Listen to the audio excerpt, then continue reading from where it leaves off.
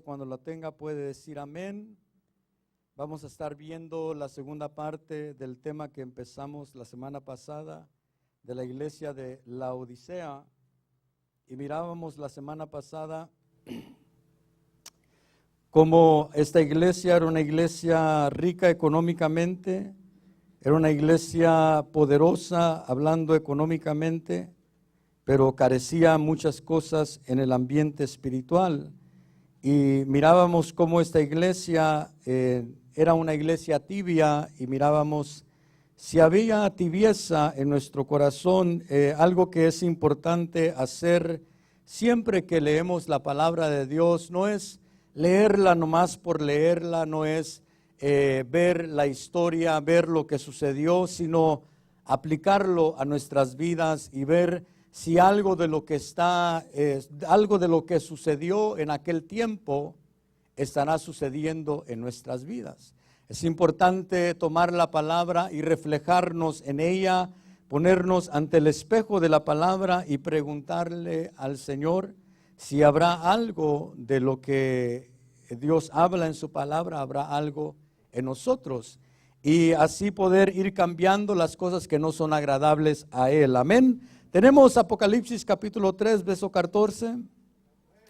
Dice la palabra del Señor: y escribe al ángel de la iglesia en Laodicea, el amén, el testigo fiel y verdadero, el principio de la creación de Dios, dice esto: Padre, te damos gracias en el nombre de Jesús. Te pedimos que tú derrames tu unción, tu gracia, tu sabiduría, tu palabra, amado Dios. Queremos oír tu palabra, Señor. Queremos oír lo que tú estás diciendo, Dios mío. No lo que yo quiero decir, Señor, sino lo que tú quieres decir, Padre eterno. Usa mi vida, Padre amado, para trasladar bien el mensaje de tu palabra. En el nombre de Jesús te lo pido. Amén y amén. Dice allí la palabra que el Señor se presenta a la iglesia de Laodicea y le dice, así dice el Señor, o así dice el amén, el testigo fiel, el principio de la creación. Y hablábamos que es importante ver cómo Dios se presenta ante cada iglesia. Ante cada iglesia Él se presenta de una manera diferente. El Señor Jesús se presenta a ellos de una manera diferente, y a esta iglesia de Laodicea se presenta como el amén, como el testigo fiel y verdadero, y como el principio de la creación de Dios. Esa palabra, el principio de la creación de Dios, no está hablando, como algunos dicen o interpretan, no está hablando de que el Señor Jesús fue creado, porque algunos dicen que Él fue creado porque dice que Él es el primogénito de la creación de Dios. Y nosotros cuando vamos a la Escritura logramos ver y entender que el Señor Jesús no fue creado, así como muchos dicen. Muchas religiones pueden reconocer que el Señor Jesús sí estuvo sobre la tierra. Muchas religiones sí reconocerán que fue un maestro, un profeta, un hombre poderoso en hechos, un hombre poderoso en palabra, pero las religiones siempre van a tratar la manera de hacer menos al Señor Jesús en su deidad, de hacer menos al Señor Jesús en su poder, o decir que no es Dios, sino decir, algunos dicen que es un Dios, pero no que es Dios. Y nosotros sabemos y creemos de que Jesús es Dios. No hay vuelta de hoja, no hay para dónde se hagan. Cuando realmente escudriñamos la palabra, sabemos que Jesús es Dios, y no es como algunos dicen que Él fue creado, porque algunos, cuando ven que Él es el principio de la creación de Dios, no está diciendo de que Él fue creado, sino que está diciendo que Él es lo primero en cuanto a la creación el Señor Jesús tiene el primer lugar porque Él es más grande y más, Él es antes que la creación. Incluso la palabra dice que si no fuera por Él, nada fuera hecho. Todo fue hecho por Él y para Él. Es necesario que nosotros tengamos en claro quién es el Señor Jesús, porque Él se presenta a esta iglesia de Laodicea como el principio de la creación, porque la iglesia de Laodicea, como le decía la otra vez, era una iglesia que estaba siendo afectada por otras enseñanzas, estaba siendo afectada por otras maneras de pensar de diferentes personajes, estaba siendo afectada, como hoy en día vemos que la iglesia de Dios ha sido afectada. Vemos que mucha de la iglesia de Dios ha sido afectada en cuanto a lo que cree o a lo que realmente tiene bien establecido como su enseñanza. Si hoy en día hacemos una encuesta, nos daremos cuenta de que a muchos de los de la iglesia del Señor Jesús les falta entender ciertas cosas en cuanto a la deidad de Dios, a la deidad del Señor Jesús. Les falta entender ciertas cosas en cuanto a quién es realmente el Señor Jesús, a quién es realmente el Padre, a quién es el Espíritu Santo, porque muchos se confunden cuando hablan de la Trinidad, pero no es eso el tema, ¿verdad? Pero a la iglesia de Laodicea, el Señor Jesús se le presenta como el principio de la creación, porque como hoy en día vemos que la iglesia en general y fuera de la iglesia hay mucha enseñanza y estamos viviendo tiempos en los cuales hay quienes accesan al mundo espiritual, y más hoy en día se oye de gente que tiene diferentes religiones, gente que es espiritual, pero cuando no espiritual como nosotros pensamos, porque nosotros pensamos alguien espiritual, alguien que busca de Dios, pero ellos buscan de otras entidades, ellos buscan de otros poderes, ellos buscan accesar a otras cosas, y muchas veces cuando vienen y hablan con alguien que es cristiano, muchas veces las cosas son parecidas. Hay cosas que a veces se parecen y alguien puede decir, no, pues realmente no estás tan equivocado, no estás tan mal. Alguien puede decir, no estás tan desviado, y la gente que no está firme en la enseñanza, la gente que no está firme en la doctrina puede ser desviada fácilmente. Pero nosotros creemos y entendemos que el Señor Jesús es Dios y que la creación fue hecha por medio de Él, que la creación fue hecha por medio del Señor Jesús y que Él es Dios, no que es un Dios como algunos enseñan. No fue solo un profeta, no fue solo un maestro, no fue solo un hombre poderoso en palabras, sino que es Dios. El Señor Jesús, cuando caminó sobre la tierra, era 100% Dios y 100% hombre. No era mitad hombre y mitad Dios como algunas leyendas enseñan de diferentes hombres. Dios, el Señor Jesús, era 100% Dios y 100% hombre cuando caminó sobre la tierra. No era como a los héroes de algunos, sino que Él es Dios, Él es Dios, Él es Dios, Él existía como Dios antes de que vino a la tierra, era Dios cuando vino a la tierra y sigue siendo Dios y seguirá siendo Dios. Algo que hablando con algunas personas que conozco, y estas personas me decían que habían vuelto ateos. Decían, gracias a Dios soy ateo. No, ¿verdad? Eran personas ateas, habían crecido en la iglesia, pero algo los desvió y de repente me empezaron a decir, no, es que yo soy ateo, yo no creo en Jesús, yo no creo en esto, yo no creo en aquello. Y me decían, no trates de convencerme. Yo les decía, pues no te voy a tratar de convencer, solo te estoy diciendo la verdad. Les decía, el Señor Jesús no deja de ser Dios si tú crees en Él o no crees en Él. Él sigue siendo Dios.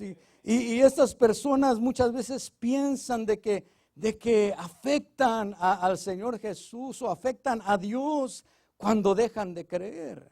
Pero Él sigue siendo Dios.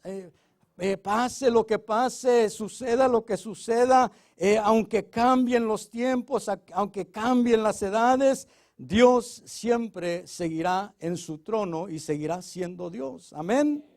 Qué privilegio tenemos de servir a un Dios, al Dios verdadero, al único y sabio Dios, como dice la palabra. Pero quiero avanzar y quiero ir, como le decía la vez pasada, mirábamos que la iglesia de Apocalipsis era una iglesia tibia, pero hoy quiero ver el versículo 18. El versículo 18, que el Señor Jesús le dice a la iglesia, le dice, te aconsejo que de mí compres oro refinado por fuego, para que te hagas rico, y vestiduras blancas para que te vistas y no se manifieste la vergüenza de tu desnudez, y colirio para ungir tus ojos para que puedas ver. Son tres cosas que el Señor Jesús le aconseja a la iglesia de la Odisea, y sabemos que la iglesia de la Odisea es la iglesia que estaba antes de que Juan, el apóstol Juan, fuera llamado a subir al cielo. El siguiente capítulo, cuando usted lee, le dicen al apóstol Juan, sube acá, y él sube, y eso es figura del arrebatamiento de la iglesia del Señor Jesús, de aquella iglesia que se está preparando. Pero la iglesia que antecede, o la iglesia que está antes de que venga el arrebatamiento, es una iglesia que la condición espiritual de esa iglesia es pésima. Es una condición espiritual, como decíamos la semana pasada, es una condición espiritual que deja mucho que desear. La condición de la iglesia de la Odisea era una condición que ellos se habían enfocado en todo lo demás menos en el Señor Jesús. Más adelante usted puede leer que el Señor Jesús le dice a la iglesia, he aquí yo estoy a la puerta y llamo, y aquel que abre su corazón entraré en él y cenaré con él. Y muchas veces nosotros lo usamos para evangelizar, pero realmente a quien el Señor Jesús se lo estaba diciendo era a gente ya salva, a gente que ya había aceptado, a gente que ya había creído, a gente que ya había sido enseñado, porque la iglesia de la Odisea tuvo la enseñanza del apóstol Pablo. La iglesia de la Odisea no era una iglesia que no había sido enseñada. Quizás no tuvieron la oportunidad de ver cara a cara al apóstol Pablo, pero sí tenían su enseñanza. Y la iglesia de la Odisea es una iglesia que ya había creído, y el Señor Jesús le dijo, yo estoy a la puerta y llamo. Y la pregunta que muchos hacen es, ¿por qué el Señor Jesús estaba a la puerta y no estaba adentro? Porque se supone que en medio de nuestras reuniones debe de estar el Espíritu Santo, debe de estar el Señor Jesús. Se supone que dentro de nuestros servicios lo que anhelamos y deseamos es la presencia del Señor, amén.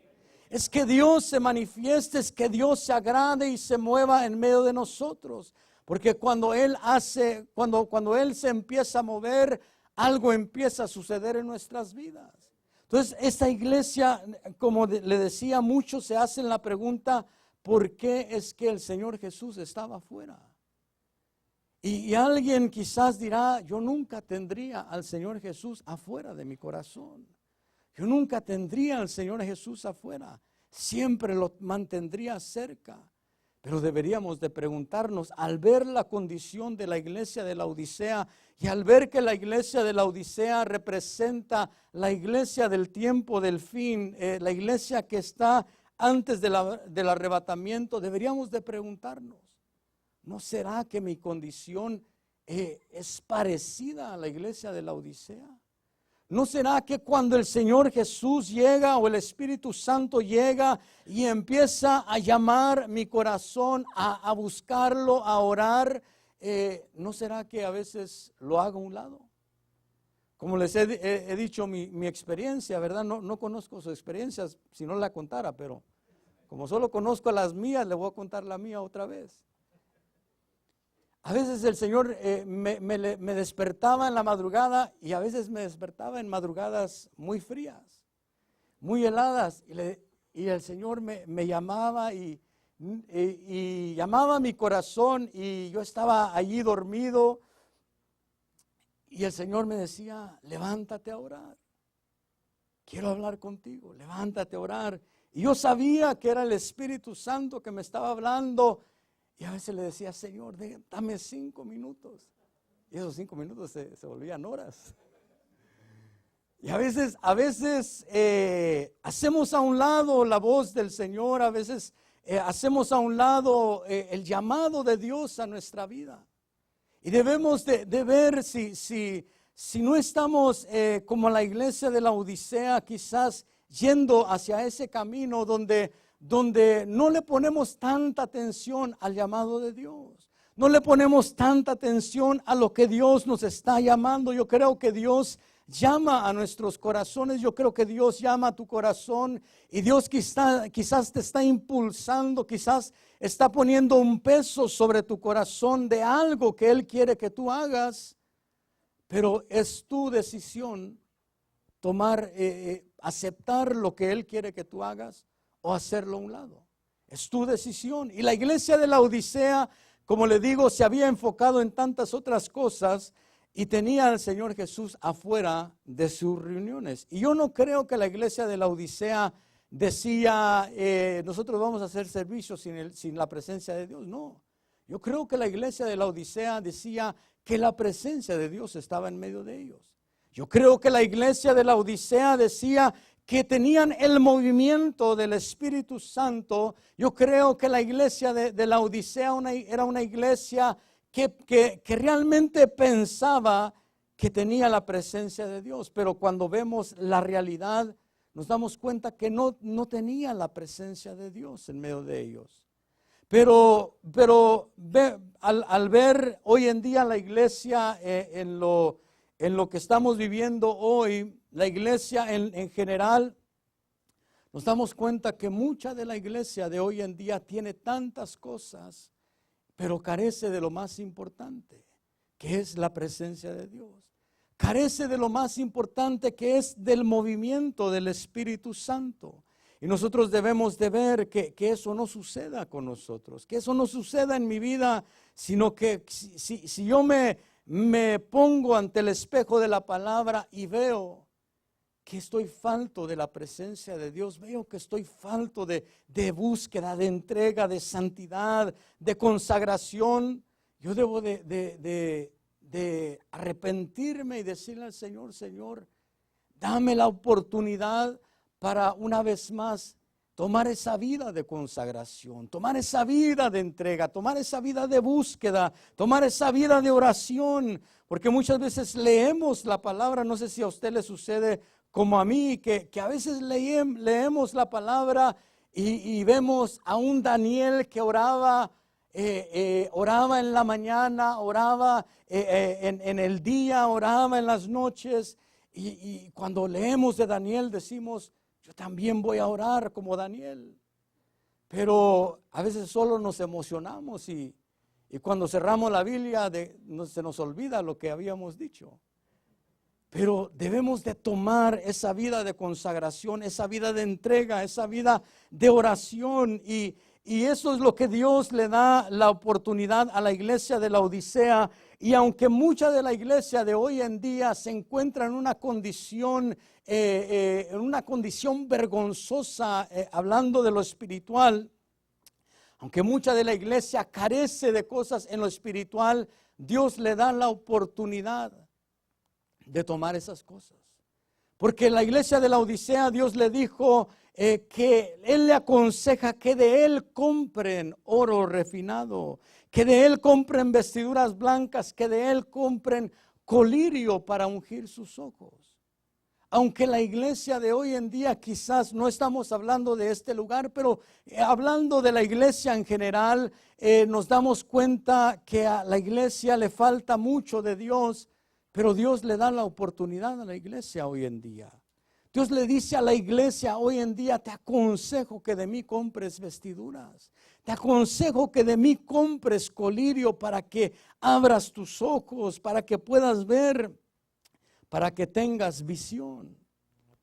Y algo que nosotros debemos de preguntarnos es: ¿cómo estará mi visión en Dios? ¿Cómo estarán mis vestiduras delante de Dios? ¿Cómo estarán mis vestiduras? Porque como a veces le he dicho, en la iglesia todos parecemos ser santos, todos parecemos como buenas personas, pero en la casa es donde realmente se ve lo que somos. En la casa, allí cuando vuelan las ollas, cuando los platos se quiebran, ahí es donde nos damos cuenta quién realmente somos. Porque aquí quizás estamos tranquilos y nos vemos calmados, pero allá es cuando se nos sale el indio allí. Allí sí, ¿verdad? Allí nos damos cuenta que nos falta a veces. Pero quiero ver algunas de las cosas que el Señor Jesús le dice a la iglesia de la Odisea. Y una de las cosas que le dice a la iglesia de la Odisea: te aconsejo que de mí compres vestiduras blancas para que te vistas y no se manifiesten la vergüenza de tu desnudez. Y estas vestiduras que el Señor Jesús le estaba diciendo a la iglesia de la Odisea, le estaba diciendo que de Él compren vestiduras blancas. Y cuando nosotros vamos al Antiguo Testamento, vemos que hay un sumo sacerdote en Zacarías que está delante del Señor, está delante del ángel de Dios, pero está con sus ropas sucias. Y cuando vemos a este sumo sacerdote que está delante del Señor, y es un sumo sacerdote, no es un sacerdote nomás, es un sumo sacerdote. Era el que tenía el privilegio de entrar al lugar santísimo, a la misma presencia de Dios, y lo vemos que está con vestiduras sucias delante de Dios.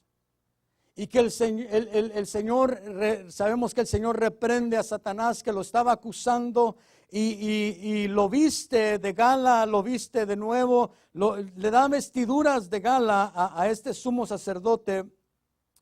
Pero yo lo que me pregunto es, si él era un sumo sacerdote y estaba con vestiduras sucias delante de Dios, yo me hago la pregunta: ¿cómo estarán mis vestiduras delante de Dios? Porque todos podríamos decir que estamos bien, todos a veces pensamos: yo estoy bien delante de Dios, no le hago daño a nadie, no maltrato a nadie, vivo en paz. Pero debemos de preguntarnos: ¿qué vestiduras tendré delante de Dios? ¿Qué vestiduras tengo delante de Dios? Y si mis vestiduras estarán limpias o estarán sucias delante de Dios. Porque él era un sumo sacerdote, era un hombre que tenía el privilegio de no solo de presentar la sangre de los sacrificios, sino presentarla en la misma presencia de Dios. Él tenía el privilegio de entrar delante de la presencia de Dios, y nosotros debemos de preguntarnos: ¿cómo estarán mis vestiduras? Y Dios no quiere acusarte, no quiere condenarte, quizás porque tus vestiduras se hayan manchado, se hayan ensuciado, sino lo que Dios quiere es que nosotros reaccionemos y entendamos de que debemos de tomar las vestiduras que Él tiene para nosotros. Quizás nuestras vestiduras se han manchado, quizás hemos manchado las vestiduras, quizás hay arrugas en nuestras vestiduras, quizás ya no tenemos ciertas vestiduras que deberíamos de llevar. Pero Dios lo que te dice hoy en este día es: toma las vestiduras que debes de tener. Toma de nuevo las vestiduras que yo tengo para ti. Y a la iglesia de Laodicea le dicen: compra vestiduras blancas, vestiduras de luz, vestiduras que demuestren la pureza, porque el color blanco nos habla acerca de la pureza a nosotros, y nosotros debemos de ser gente con pureza en nuestro corazón, gente sincera, gente que no anda escondiendo algo de los demás, sino gente que es sincera, gente que es pura delante de Dios. Sabemos que la Biblia dice que el limpio de manos y de corazón puro puede entrar delante de la presencia de Dios. Pero quiero ver unas vestiduras en Isaías capítulo 61 y verso 10. Isaías capítulo 61 y verso 10, cuando lo tenga puede decir amén. Y vamos a ver una de las primeras vestiduras que nosotros debemos de tomar. Y dice allí en el versículo 10: en gran manera me gozaré en el Señor, mi alma se regocijará en mi Dios, porque Él me ha vestido de ropas de salvación, me ha envuelto en manto de justicia, como el novio se engalana con una corona, como la novia se adorna con sus joyas. Y allí vemos que dice el profeta porque Él me ha vestido con ropas de salvación. Y nosotros, cuando aceptamos al Señor Jesús como nuestro Salvador, nos viste con ropas de salvación. En el momento que tú aceptas al Señor Jesús como tu Salvador, Él te da las vestiduras de salvación, te da las vestiduras de alguien que es salvo. Él te viste con esas vestiduras de salvación, y en esas vestiduras de salvación van las bendiciones que Dios tiene para tu vida. En esas vestiduras de salvación van las bendiciones que Dios compró en la cruz del Calvario. En esas vestiduras de salvación van aquello que dice la palabra, que por su llaga hemos sido curados.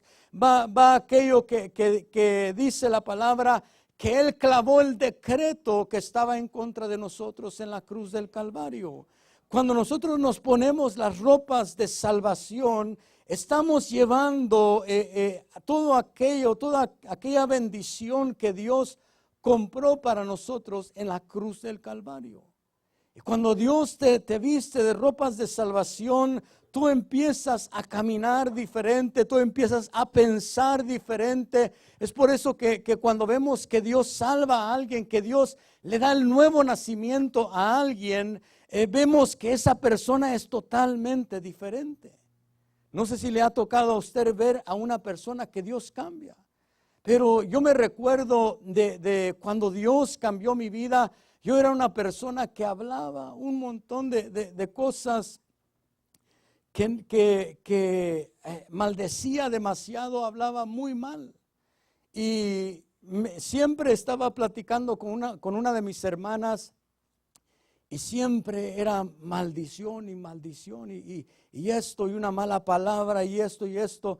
Pero cuando Dios cambió mi corazón y me vistió con esas vestiduras de salvación, algo sucedió en mi vida. Y de repente me encontraba hablando unas semanas después de que Dios había tocado mi corazón. Me encontraba hablando por teléfono con mi hermana. Y ella me dijo, me llamó por el nombre que me llama, y me dijo: hey, ya solo hablas de la palabra. Y le dije: es que Dios hizo algo en mi vida. Ya no tengo que maltratar, ya no tengo que decir malas palabras para sentirme bien, ya no tengo que hablar todo lo que hablaba para sentirme bien, sino que Dios hizo algo en mi corazón. Y cuando nosotros vemos que alguien lleva esas vestiduras de salvación, algo diferente hay en aquella persona. Pero esas vestiduras de salvación, así como la iglesia de Laodicea se había quitado las vestiduras, hay quienes se quitan las vestiduras. Y vamos a ir a ver en Lucas capítulo 15 y verso 21 y 22. Lucas 15, 21 y 22 dice, y el hijo le dijo, Padre, he pecado contra el cielo y ante ti, ya no soy digno de ser llamado tu hijo tuyo. Pero el padre dijo a sus siervos, pronto traed la mejor ropa y vestidlo, y poned un anillo en su mano y sandalias en sus pies. Esta es la historia de aquel hijo pródigo que se había ido de su casa y malgastó todo y vivió perdidamente y llegó a un punto en su vida yo creo que para él era el punto más bajo porque estaba alimentando a los cerdos y cuando entendemos que el Señor Jesús está hablando de una persona de Israel, para los israelitas es algo muy bajo comer cerdo, mucho más darles de comer a los cerdos. Y cuando él se encontraba en aquella condición, había topado fondo en su vida y algo sucede en su mente y dice la palabra que él vuelve en sí y se arrepiente de su pecado y va ante su padre y le dice, Padre, he pecado contra el cielo y ante ti, ya no soy digno de ser llamado hijo tuyo. Y cuando nosotros vemos la palabra y vemos esa expresión de este hijo, todos nos decimos, pero ¿por qué? Porque malgastó la herencia, por eso no merece ser hijo. ¿Por qué? Porque vivió perdidamente, no merecía ser hijo. Pero nosotros debemos de entender que estaba hablando de un tiempo de la ley.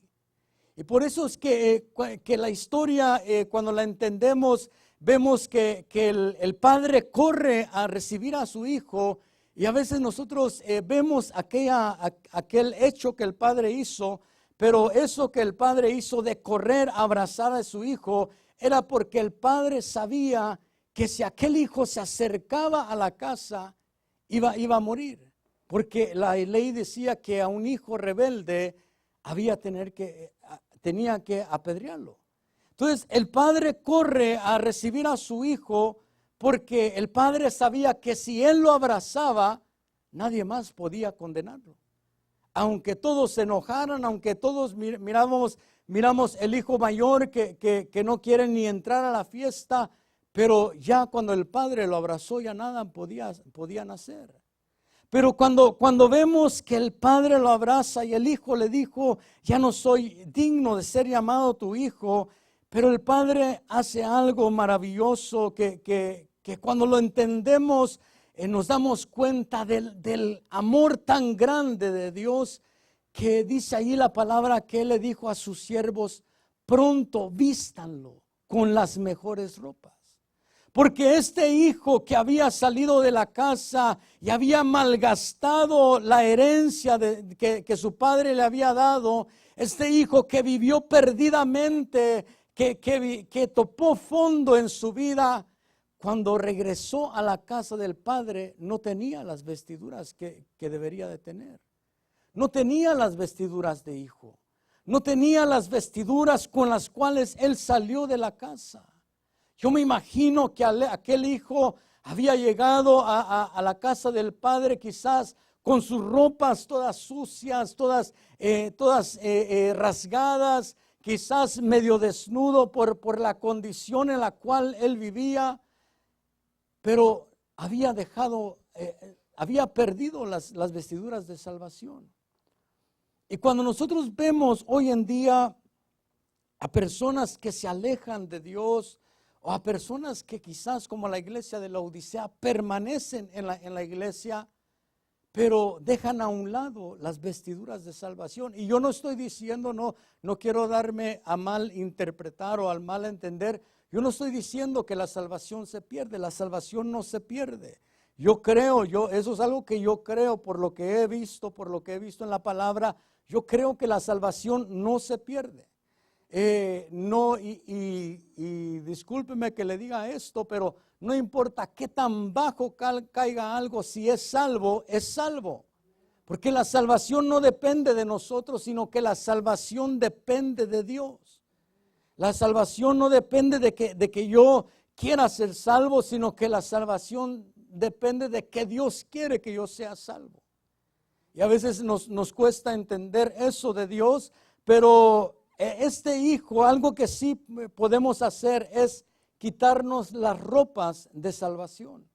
Porque lo vemos que este hijo lo hizo y vemos que la iglesia de la Odisea lo hizo. Y se habían quitado aquellas ropas, pero el padre le dijo a sus siervos, pronto vístanlo con las mejores ropas. Y algo que nosotros debemos de ver en nuestra vida es que estemos llevando las ropas de salvación, las vestiduras de salvación. Que estemos vestidos con salvación.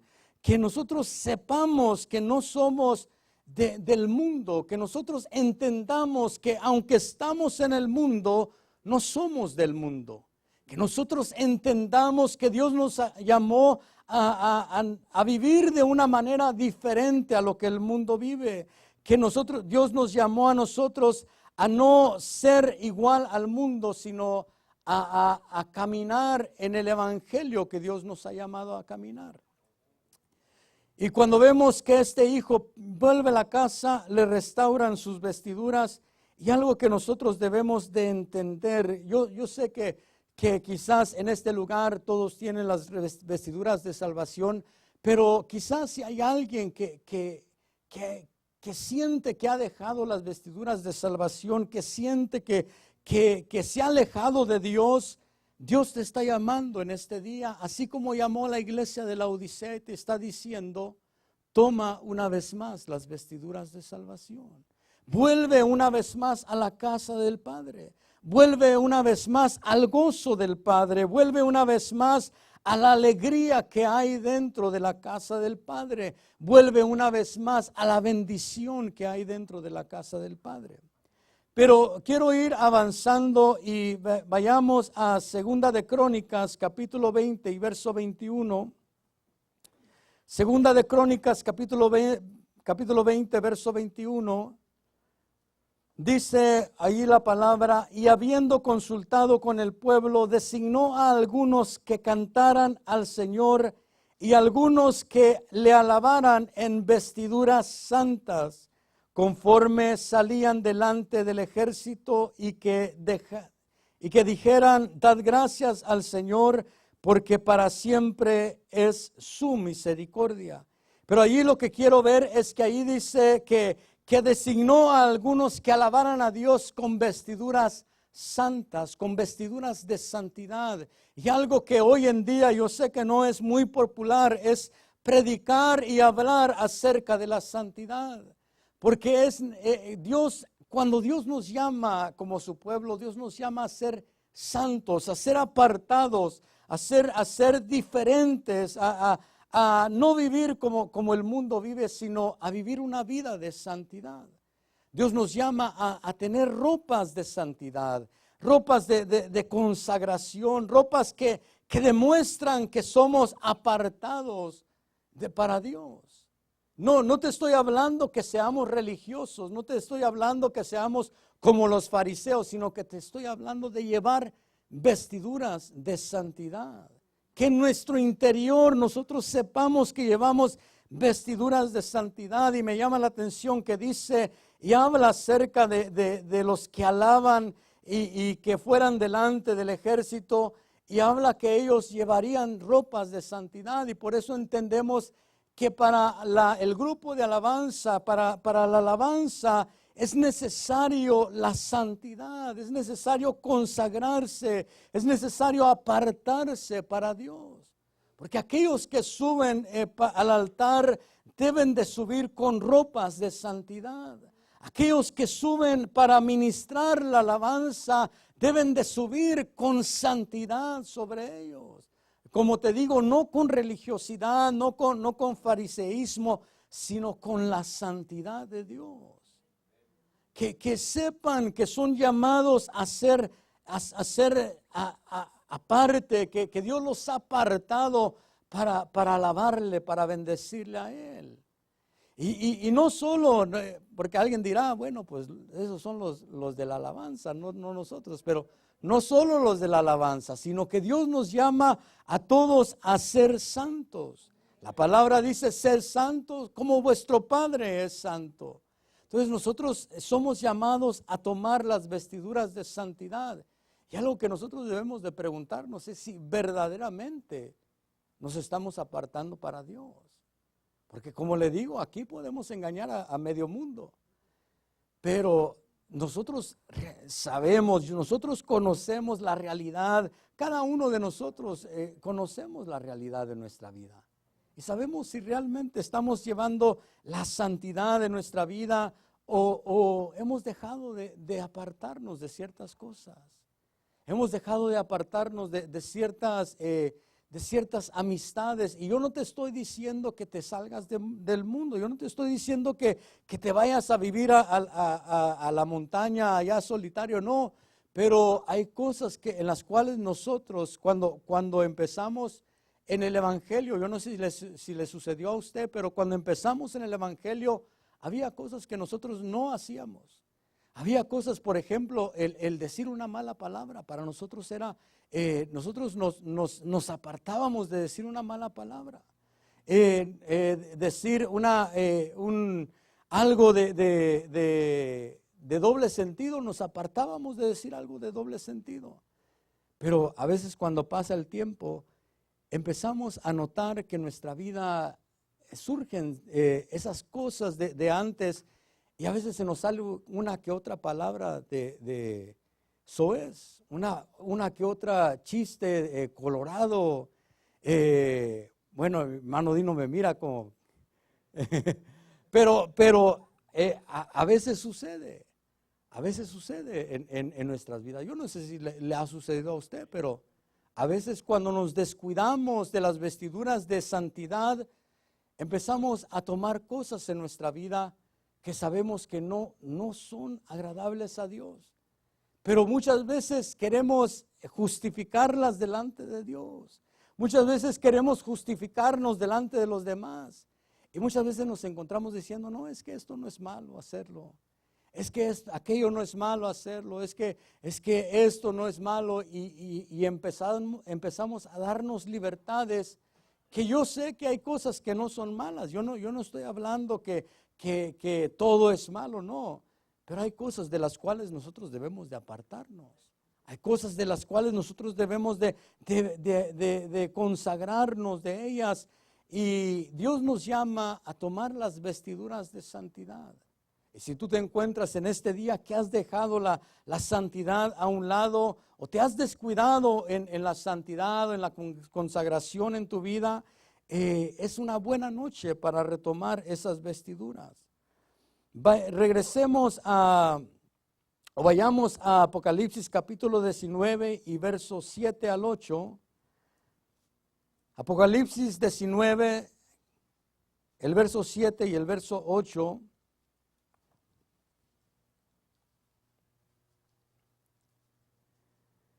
Dice, regocijémonos y alegrémonos y démosle a Él la gloria, porque las bodas del Cordero han llegado y su esposa se ha preparado.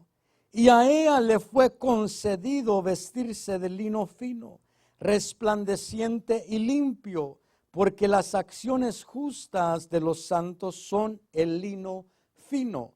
Una de las vestiduras que debemos de anhelar es ser vestidos con ellas. Algo que nosotros debemos de anhelar llevar en nuestra vida o de alcanzar en nuestra vida son precisamente esas vestiduras. Las vestiduras de justicia o las vestiduras de lino fino. Las vestiduras de lino fino que dice la palabra allí, que a la esposa le fue concedida vestirse de lino fino, pero no solo de lino fino, sino resplandeciente y limpio. Dios nos llama a nosotros a vestirnos de lino fino. Y yo no sé si tú anhelas alcanzar esas vestiduras de lino fino. Pero ahí dice la palabra que las obras justas de los santos son el lino fino. Y cuando yo veo que ahí dice que las obras justas de los santos son el lino fino, yo debo de preguntarme si realmente estoy alcanzando el lino fino o solo es algún deseo que tengo en mi corazón, porque yo debo de ver si soy justo en mi vida. Porque el lino fino nos habla acerca de la justicia. Y cuando yo veo allí que a la novia, a la esposa se le concede vestirse de lino fino, yo debo de ver si yo soy justo. Si yo soy justo en mi casa, si yo soy justo con mis hijos, si yo soy justo con mi esposa, si yo soy justo con mi jefe, si yo soy justo en la iglesia, si yo soy justo aunque a algunos no les parezca, pero si yo soy justo en diezmar, si yo soy justo en ofrendar, si yo soy justo delante de Dios. Porque una cosa es decir, Señor, yo quiero el lino fino, pero otra cosa es caminar hacia el lino fino. Y nosotros debemos de entender que las vestiduras de lino fino hablan de la justicia. Y yo debo de preguntarme, ¿seré justo en mi vida? ¿Estaré obrando justicia en mi vida? ¿Estaré obrando justamente o estoy obrando injustamente? Muchas veces somos injustos en la casa, en el hogar. Muchas veces somos injustos en la familia. Muchas veces somos injustos con la esposa, con los hijos. Y cuando nos llegamos a dar cuenta de lo que estamos viviendo, cuando nos llegamos a dar cuenta de la situación en la cual estamos viviendo, muchas veces no queremos hacer nada por cambiarlo. Pero a veces somos injustos con la familia. Una manera de ser injusto con la familia es no darle tiempo a la familia. Yo puedo dedicarme a trabajar, y que no es malo trabajar, es bueno trabajar. Pero hay quienes se dedican a solo trabajar. Hay quienes viven, los hijos crecen en la casa, pero crecen con un papá que siempre se la pasaba trabajando.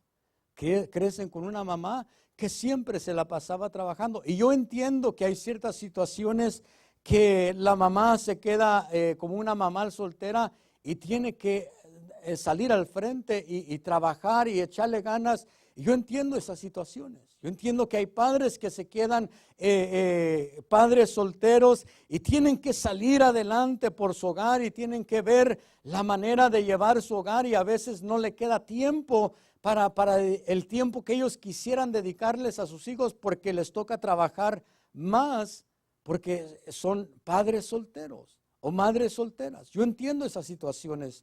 Pero cuando nosotros estamos en un hogar donde hay un padre y está el padre y la madre, está el esposo y la esposa, pero nos enfocamos en hacer dinero, nos enfocamos en vivir bien, nos enfocamos en tener buenas cosas, que no es malo tenerlas, pero lo malo es poner nuestra mirada allí.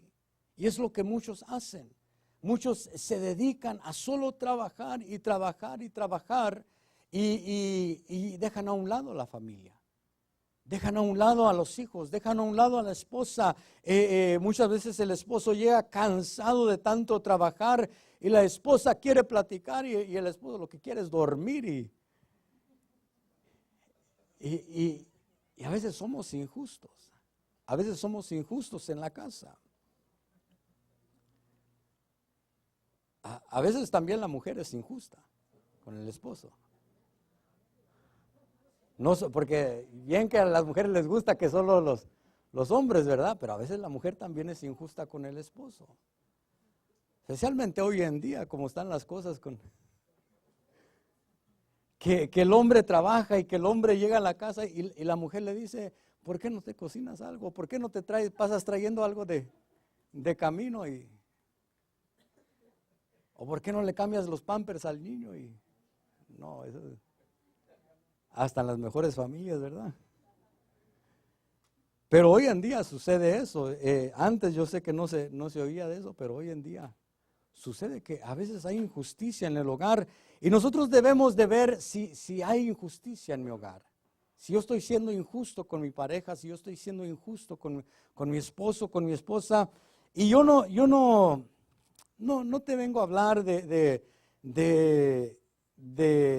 matrimonio, pero sí quiero tocar un poco, por ejemplo, deberíamos de preguntarnos cuándo fue la última vez que nos sentamos por lo menos a platicar o a tomar un cafecito o salir allí a la yarda, porque a veces quieren salir las hermanas, entonces saquémoslos al Porsche, ¿verdad?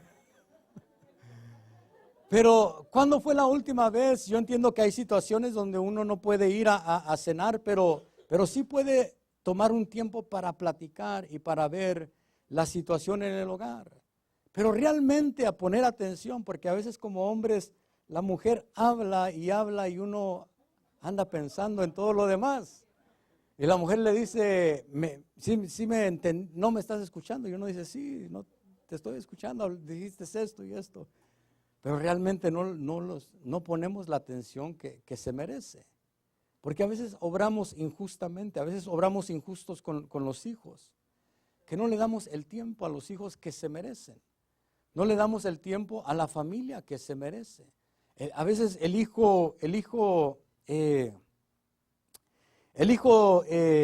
quiere algo, quiere tener algo, quiere desarrollar un deporte. Y a veces le decimos, no podemos porque hay servicio. No podemos porque está la iglesia. Y a veces nuestros hijos los privamos de ciertas cosas que no son malas por estar en la iglesia. Y yo no estoy diciendo que no venga a la iglesia, venga a la iglesia. Consagrémonos, pero seamos justos. Seamos justos en nuestra vida. No seamos injustos. Porque a veces yo crecí en el evangelio y yo sé lo que es, y mi mamá está aquí, y yo sé lo que es ser el primero en la iglesia y ser el último en irse de la iglesia. Yo sé lo que es vivir en la iglesia. Mi vida era la iglesia y todos los amigos que tenían era de la iglesia.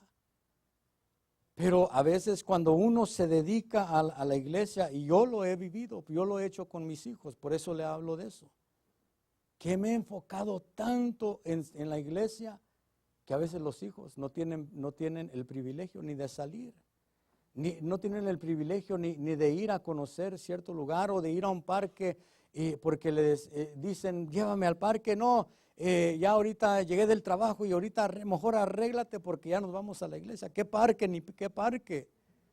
Pero a veces somos injustos. Y yo sé que algunos no les gusta oír de estas cosas, pero yo creo que son necesarias oírlas. Porque es necesario que nosotros llevemos esas vestiduras de lino fino, que nosotros seamos justos en nuestra vida, que nosotros seamos justos en nuestra manera de diezmar, que yo sea justo en mi manera de diezmar. Si yo gané $50, apartar $5 para el Señor. Pero a veces le decimos, bueno, Señor, como aquel niño, ¿verdad?, que iba a la iglesia con su mamá. Le dio 2 monedas para ir a la iglesia, le dijo, esta moneda es tuya para que te compres algo y esta moneda es para que tú la des de ofrenda en la iglesia. Y el niño se fue tranquilo jugando con la moneda y iba cruzando un puente de esos de madera que a veces tienen rajaduras, y en una de esas que iba caminando tiró la cora para arriba y se le fue por el medio y se fue en el río. Y el niño volteó para arriba y vio que tenía su moneda y le dijo al Señor, bueno, Dios, se perdió tu moneda. Porque a veces así somos con Dios. A veces vemos que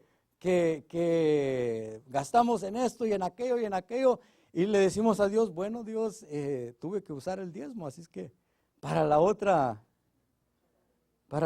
bueno, bórramelo mejor, a veces decimos. Pero debemos de ser justos en nuestra manera de diezmar. Si yo gané $50, diezmar $5, no $3. $5. Ser fiel en el diezmo, ser fiel en nuestra manera de diezmar. Cuando tú eres fiel en tu manera de diezmar, Dios no se va a quedar con eso. Dios te va a bendecir. Dios va a bendecir tu vida, Dios va a bendecir tu familia, Dios va a bendecir tus finanzas. Yo he visto la mano de Dios, yo he visto cómo Dios bendice y también he visto cómo hay quienes se aprovechan de la palabra para sacarle dinero a la gente, pero yo creo en el diezmar y en el ofrendar. Yo creo que es de Dios ofrendar y diezmar. Yo he visto la mano de Dios. Una vez, yo sé que ya le he contado este testimonio, pero una vez yo me había tocado ministrar la alabanza en ese día y estaba en el altar, el pastor ya había pasado para que los hermanos recogieran las ofrendas y yo estaba en el altar hacia atrás y los hermanos pasaban con el alfolí también en el altar, nadie se le escapaba allí. Pasaban en el altar y el Señor, antes de que pasaran en el altar, el Señor me habló a mi corazón y me dijo, da todo lo que tienes en tu bolsa. Y era todo lo que tenía para la semana, no tenía ni en el banco, no tenía ahorrado, no tenía cuenta de savings, era todo lo que tenía en la bolsa, era todo lo que tenía para la semana. Y el Señor tocó mi corazón y me dijo, da lo que tienes en tu bolsa. Y le dije, amén, Señor, para mí no me cuesta darte a ti, si es para ti, si tú me lo estás pidiendo, yo te lo doy. Y pasó el alfolí y lo eché y en ese momento Dios habló a mi corazón y me dijo, nunca te va a faltar dinero en tu cartera. Y yo le dije, gracias, Señor, y empecé a quebrantarme, pero cuando salí del culto se me olvidó lo que Dios me había dicho. Y pasó una semana y de repente me di cuenta de que no me había faltado dinero en mi cartera. Y le dije a mi esposa, mira, fíjate que esto me sucedió. Que el Señor me habló y yo di lo que Él me pidió y Él ha sido fiel en cumplir su palabra. Me recuerdo que en ese tiempo, si se me iba gastando lo que llevaba en la cartera, alguien venía, Jorge, te debía esto, aquí está el dinero, o de aquí se vendió esto, aquí está el dinero, y salía el Señor, cumplió su palabra, el Señor cumplió lo que me había dicho, y hasta hoy Él me ha mantenido, hasta hoy Él me ha sostenido, hasta hoy Él ha sido fiel. Me recuerdo cuando, dele palmas al Señor.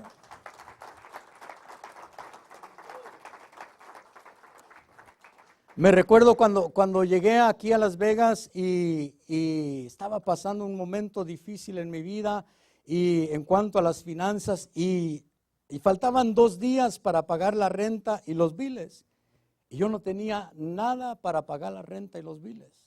Nada, ni siquiera un centavo, una cora, nada.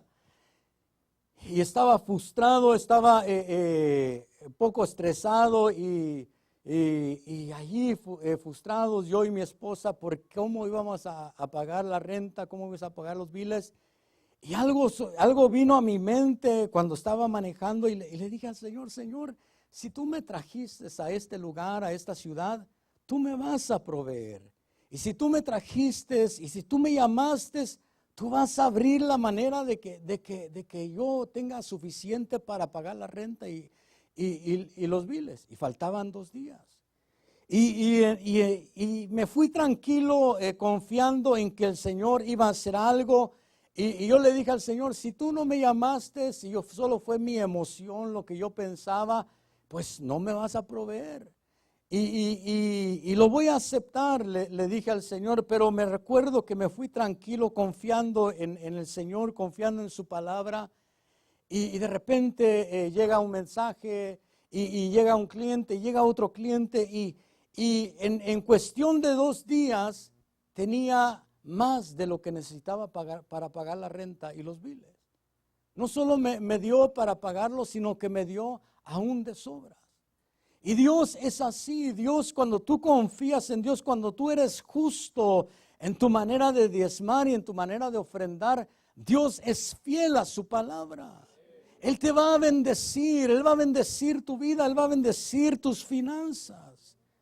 Pero debemos de ser justos en nuestra manera de diezmar y ofrendar. Y debemos de llevar esas vestiduras de lino fino. Levíticos capítulo 6 y verso 10, para ir terminando. Levíticos 6:10. Dice, el sacerdote vestirá su túnica de lino y se pondrá calzoncillos de lino fino sobre su cuerpo. Tomará las cenizas a que el fuego ha reducido en el holocausto sobre el altar y las pondrá junto al altar. Pero me llama la atención que dice que el sacerdote iba a llevar calzoncillos de lino fino. Eso nos habla de ser justos en el interior, no ser justos solo por fuera, no ser justos solo con cumplir, porque a veces hacemos las cosas solo con cumplir. Nos piden algo y ya lo hacemos quizás de mala gana, pero ya ahí está, ya cumplí. Pero nosotros debemos de ser justos en lo interior. Yo debo de ser justo en mi interior.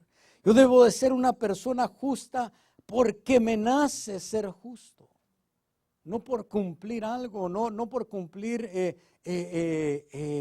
con una rutina, porque a veces, yo no sé si le ha sucedido a usted, pero cuando caemos en una rutina, a veces se ora por cumplir con un requisito. A veces oramos y incluso en nuestra casa llegamos delante de Dios y oramos y decimos, bueno Señor, ya cumplí, ya oré, ya estoy bien por el día de hoy. Pero a veces se vuelve una rutina, a veces hacemos las cosas solo por cumplir con algo.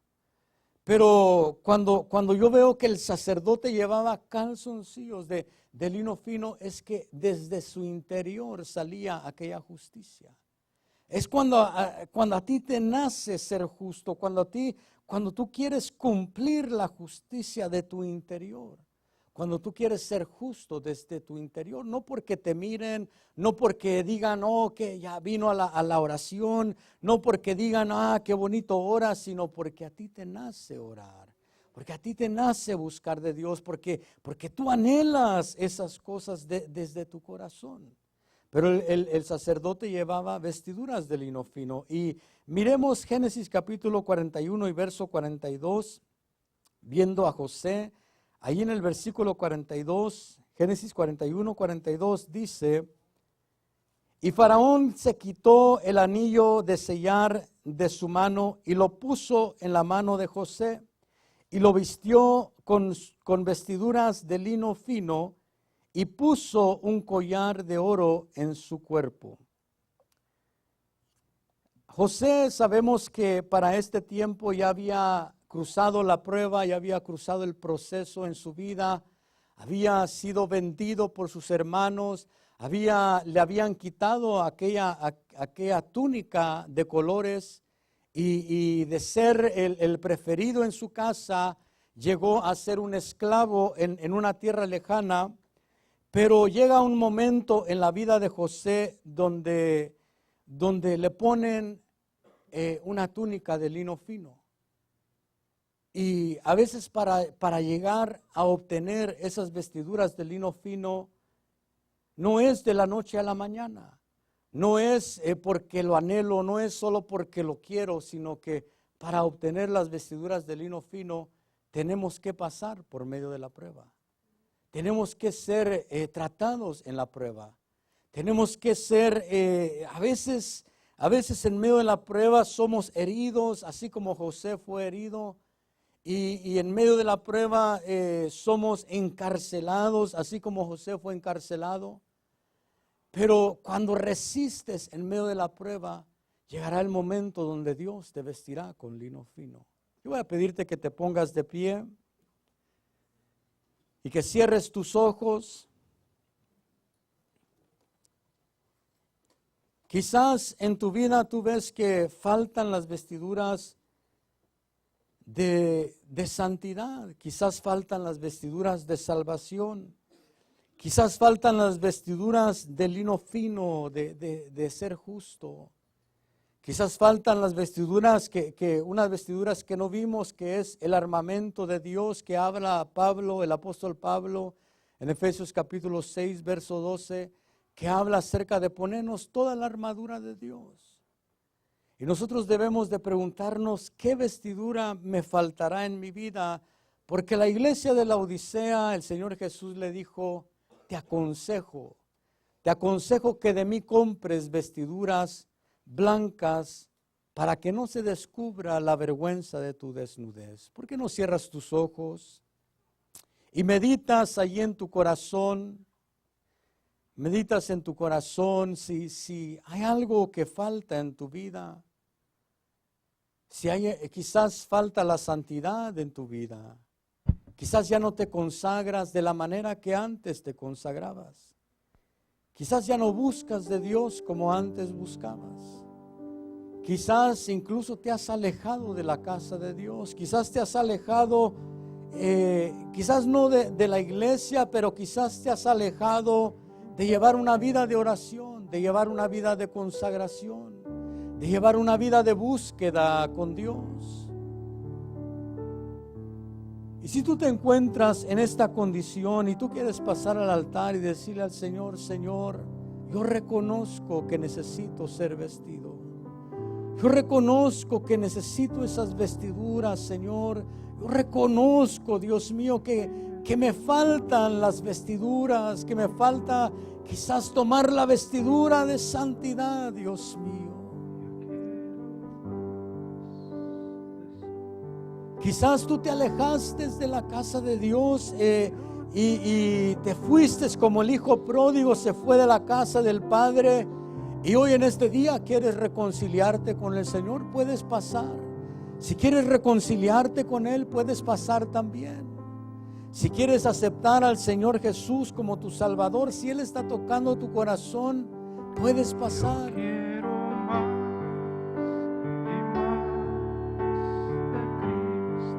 Pídele a Él que Él te vista. El Señor Jesús le dijo a la iglesia de la Odisea, te aconsejo que de mí compres vestiduras. Te aconsejo que compres vestiduras. El Señor te dice hoy en este día, toma las vestiduras. Paga el precio justo por las vestiduras. Paga el precio justo por las vestiduras que te faltan. Díselo a Él con todo tu corazón. De su poder. Dile, yo quiero más. Yo quiero más de su presencia. Sí, Señor, envístenos de ti, yo Señor. Quiero más y más de Él. Yo quiero más y más de Cristo. Yo quiero más de su poder. Yo quiero más de su presencia. Yo quiero más y más de Él. Yo quiero más y más de Cristo. Dile, envísteme con tu santidad, yo quiero Señor. más de su poder. Envísteme con tu santidad, Dios mío, yo con el manto de justicia. Más de su Con el manto de presencia. justicia, Dios mío. Yo quiero más y más de Él. Dile, yo quiero ser embestido de ese manto de justicia, Señor. Que tú pongas las vestiduras de santidad, de consagración sobre mi vida, Dios mío. Que hagas santidad en mi vida. Que yo pueda consagrarme para ti, Dios mío. Que una vez más vuelve a tomar, Dios eterno, esas vestiduras de santidad. En el nombre de Jesús te lo pedimos, Dios mío. Que podamos tomar esas vestiduras. Quizás tú anhelas tener las vestiduras de lino fino. Pero así como José tuvo que pasar por la prueba, muchas veces es necesario pasar por la prueba. Es necesario salir aprobados de la prueba. Es necesario ser tratados en medio de la prueba. Quizás tú estás pasando por la prueba. Resiste, permanece. No te des por vencido, para que puedas ser investido con el lino fino, para que venga el Señor y te ponga el manto de lino fino sobre ti, para que tú puedas llegar a tener esas vestiduras de justicia. Gracias, Cristo Jesús, gracias.